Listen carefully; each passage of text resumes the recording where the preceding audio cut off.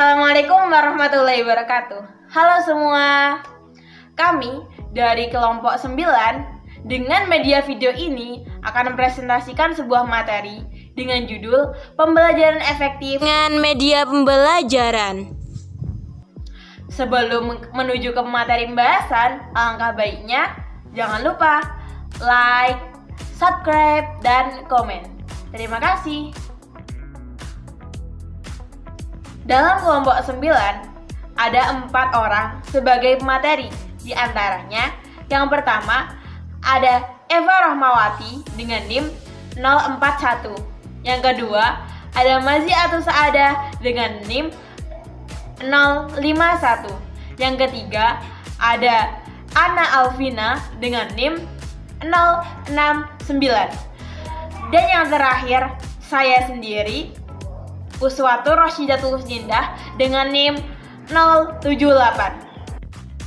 Saya Uswatu Rasyidatul Husnindah dengan NIM 078 sebagai materi pertama akan menjelaskan tentang gaya belajar. Apa itu gaya belajar? Gaya belajar adalah cara di mana anak-anak menerima informasi baru dan proses yang akan mereka gunakan dalam belajar. Sebagian anak menerima informasi lebih baik dengan visual atau penglihatan. Sebagian lain lebih baik dengan auditori atau pendengaran. Sementara yang lain lagi lebih baik dengan kinestetik atau gerak. Belajar atau learning style merupakan suatu kombinasi dari bagaimana siswa menyerap, mengatur, dan mengolah informasi yang telah mereka dapat setelah belajar. Tetapi, gaya belajar bukan hanya berupa aspek saat mereka menghadapi informasi, melihat, mendengar, membaca, dan berkata, tetapi juga dalam aspek mengelola informasi yang telah mereka dapat agar mampu diserap secara langsung oleh siswa, sehingga mereka mampu merespon sesuatu atas lingkungan belajar. Telah kita ketahui bahwa belajar merupakan proses yang dapat diukur dengan perilaku. Adanya perbedaan kognitif, afektif, dan psikomotor di antara para siswa mempengaruhi pilihan belajar mereka yang muncul dalam bentuk perbedaan gaya belajar. Dari situlah gaya belajar dapat menjelaskan perbedaan belajar antar siswa yang berada dalam suatu pembelajaran yang sama. Dalam gaya belajar, terdapat 3 tipe, yaitu tipe visual atau melihat, yang kedua ada tipe audio atau mendengar, yang ketiga tipe kinestetik atau respon gerak tubuh. Yang ketiganya harus difahami untuk mengetahui apa gaya belajar yang dimiliki oleh seorang anak, serta modal untuk mampu bersosialisasi dengan lingkungan sebagai pintu guru untuk mengembangkan kinerja dalam mengajar di sekolah. Menyambung dari riset sebelumnya, di sini saya akan menjelaskan macam-macam atau tipe-tipe gaya belajar yang telah saya sebutkan tadi. Yang pertama yaitu gaya belajar visual. Anak-anak yang menggunakan gaya belajar ini disebut dengan visual learner. Gaya belajar visual menitik beratkan pada ketajaman penglihatan. Guru harus memberikan bukti-bukti konkret atau bukti-bukti nyata agar siswa dapat paham. Jadi, di sini siswa harus melihat terlebih dahulu sehingga mereka mempercayai apa yang disampaikan oleh guru. Yang kedua yaitu tipe belajar auditori. Anak-anak yang menerapkan atau menggunakan tipe belajar ini biasanya disebut dengan auditory learners atau pembelajar auditory. Gaya belajar ini menitik beratkan pada indera pendengaran untuk bisa memahami dan mengingat. Karakteristik model belajar ini benar-benar menempatkan daya pendengaran sebagai alat utama dalam memahami informasi atau pengetahuan. Artinya siswa harus mendengar lalu bisa mengingat dan memahami informasi tersebut. Yang ketiga yaitu gaya belajar kinesthetic atau anak-anaknya bisa disebut dengan kinesthetic learners atau pembelajar kinestetik. Gaya belajar kinestetik mengharuskan siswa yang bersangkutan untuk menyentuh sesuatu yang memberikan informasi tertentu agar bisa mengingatnya. Kinestetik bisa kita artikan dengan makna gerak.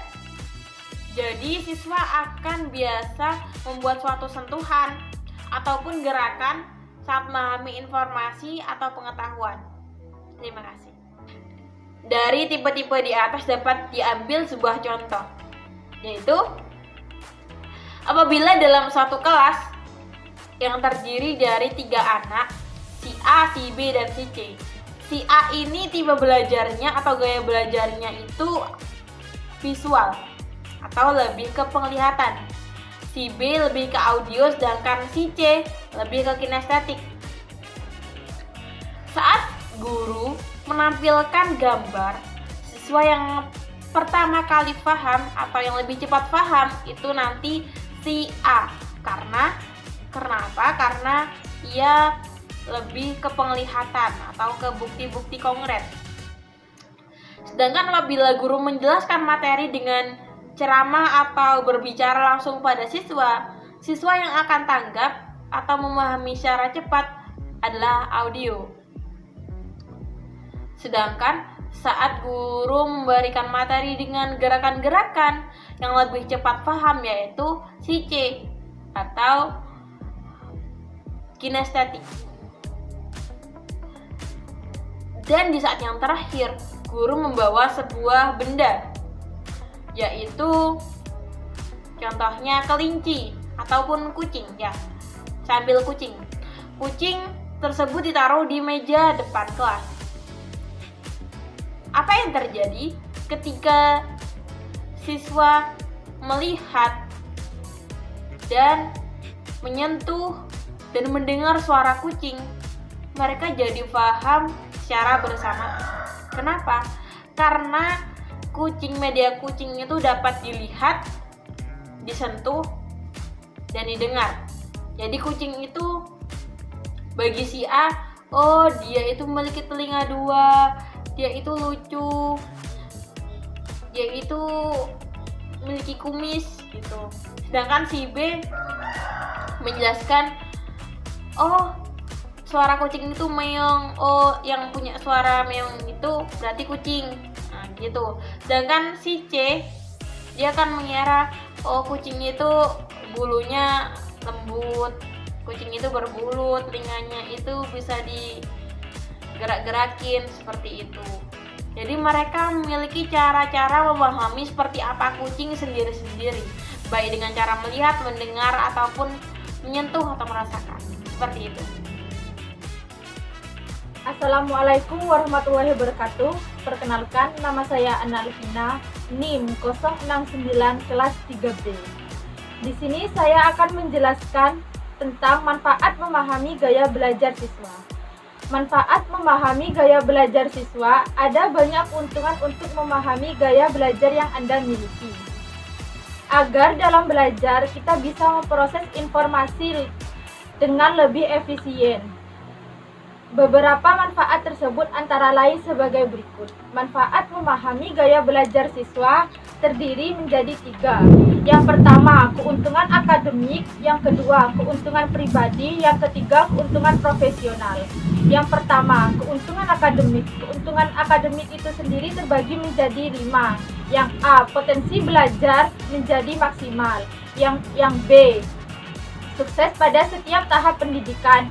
C, memahami gaya belajar terbaik dan bisa mendapatkan nilai yang lebih baik pada ujian dan tes.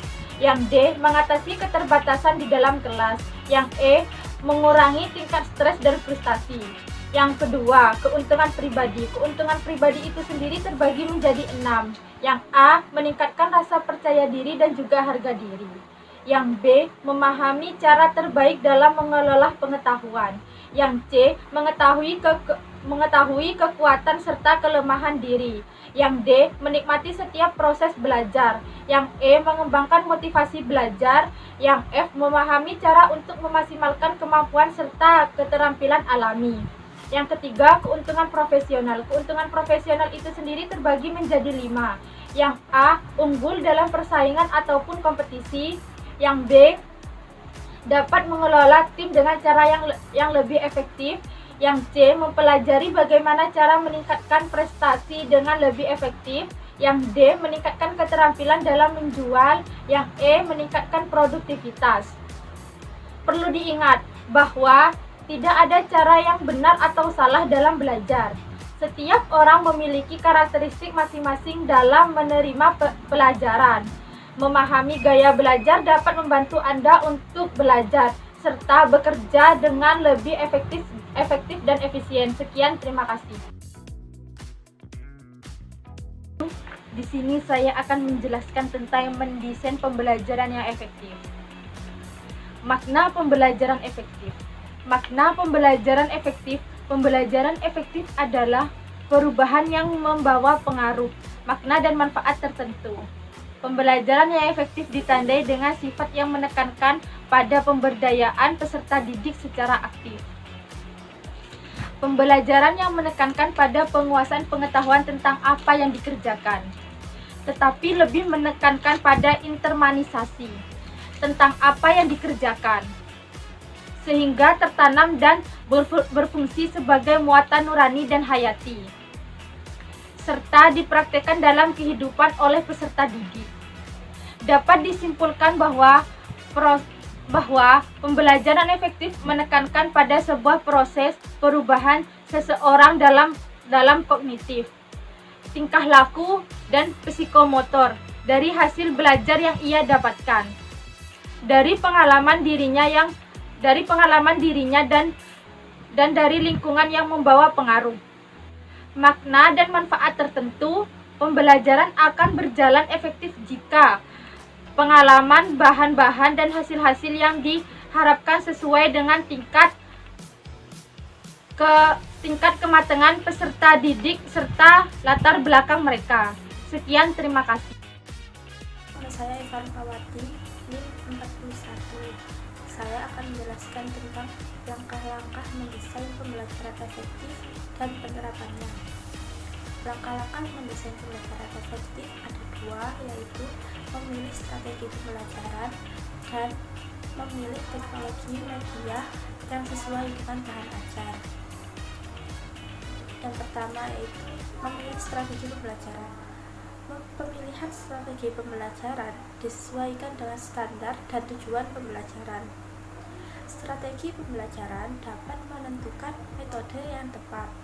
Beberapa metode yang dianjurkan untuk digunakan yaitu 1. Belajar berbasis masalah. Metode belajar berbasis masalah melatih ketajaman pola pikir metakognitif, yakni kemampuan strategis dalam memecahkan masalah. 2. Belajar proyek.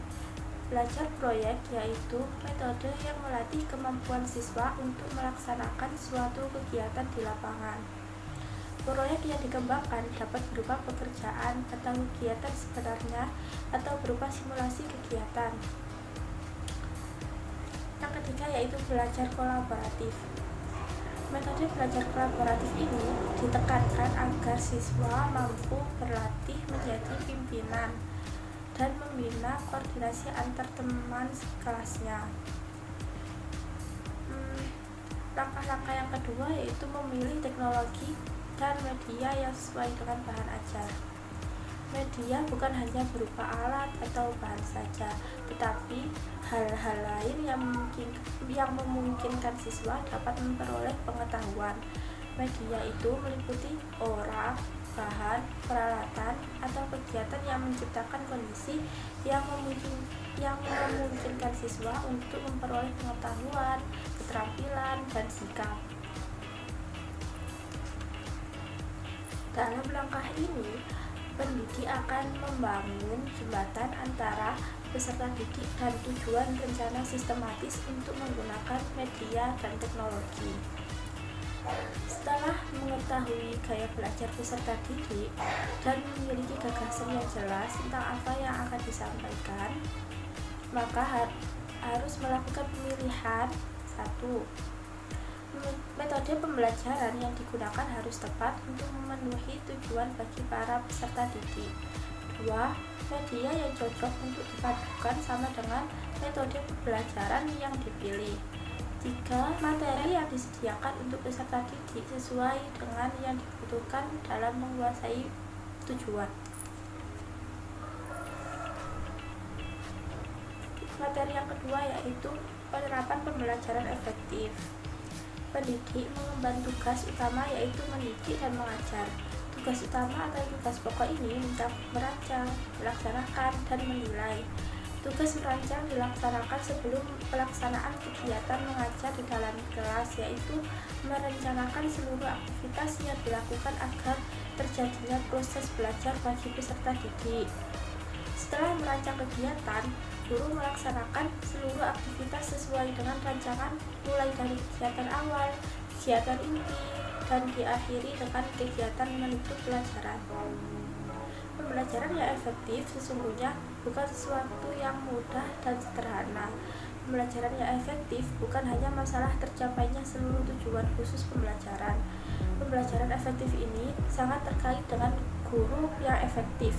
Adapun guru yang efektif yaitu guru yang menggunakan waktu pembelajaran secara maksimal, menyajikan bahan atau materi pembelajaran dengan cara tertentu sehingga memenuhi kebutuhan peserta didik, memantau program dan kemajuan, merancang kesempatan belajar bagi peserta didik untuk menerapkan pengalaman belajarnya, bersedia mengulang pelajaran tersebut jika perlu. Sekian dari saya, terima kasih. Assalamualaikum warahmatullahi wabarakatuh. Perkenalkan, nama saya Manziatul Sa'adah, NIM 051. Di sini saya akan melanjutkan materi yang saya akan jelaskan, yaitu tentang integrasi media, metode pembelajaran, dan strategi pembelajaran. Yang pertama, integrasi media. Integrasi sendiri adalah perpaduan, penyatuan, atau penggabungan dari dua objek atau lebih. Sedangkan media adalah sarana komunikasi yang digunakan untuk menyampaikan pesan atau bahan pembelajaran. Jadi, integrasi media adalah perpaduan sarana komunikasi yang digunakan untuk menyampaikan pesan atau bahan pembelajaran. Yang kedua yaitu metode pembelajaran. Menurut Winarno, metode pembelajaran adalah cara yang di dalam fungsinya merupakan alat untuk mencapai tujuan. Hal ini berlaku baik guru maupun bagi siswa. Makin baik metode yang kita pakai, makin efektif pula pencapaian tujuan pembelajaran. Maksudnya di sini, metode kadang-kadang dibedakan dengan teknik. Metode bersifat prosedural, sedangkan teknik lebih bersifat implementasi. Maksudnya, pelaksanaan apa yang sesungguhnya terjadi dilakukan guru untuk mencapai tujuan. Jadi, metode pembelajaran ini dapat diartikan sebagai cara yang digunakan untuk mengimplementasikan rencana yang sudah disusun dalam bentuk kegiatan nyata maupun praktis untuk mencapai suatu tujuan pembelajaran. Yang ketiga yaitu strategi pembelajaran. Strategi pembelajaran adalah suatu kegiatan pembelajaran yang harus dikerjakan guru dan siswa agar tujuan pembelajaran dapat dicapai secara efektif dan efisien. Cara-cara yang dipilih untuk menyampaikan materi pelajaran dalam lingkungan pengajaran tertentu meliputi sifat, lingkungan, dan urutan kegiatan dapat memberi pengalaman belajar kepada siswa. Jadi, strategi ini lebih luas daripada metode dan teknik. Strategi pembelajaran terdiri dari teknik, prosedur, dan metode yang akan membawa siswa pada pencapaian suatu tujuan. Terima kasih.